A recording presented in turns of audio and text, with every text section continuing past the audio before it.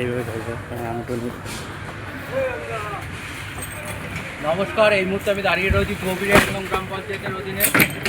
চৌবিরিয়ার মূল কেন্দ্র বলতে গেলে চৌবিরিয়া বাজার সংলগ্ন একটা রাস্তা, যেখানে আমাদের চৌবিরিয়া এবং গ্রাম পঞ্চায়েতের অধীনে একটা ঢালাই রাস্তা হচ্ছে। এর পাশাপাশি আরেকটা বিশেষ বিষয় এখানে একটা যেটা জানতে পারলাম, এখানে একটা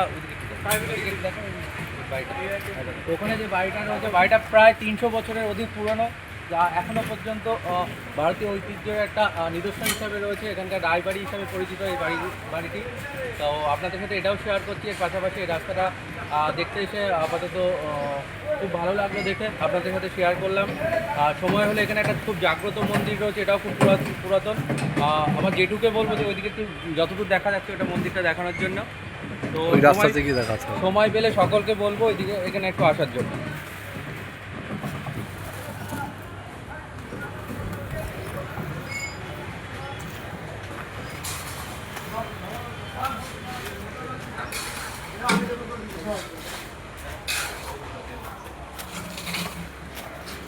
আমি যে জাগ্রত মন্দিরের কথাটা বলছিলাম সেটা এটা।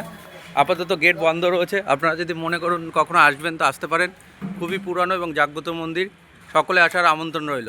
ধন্যবাদ।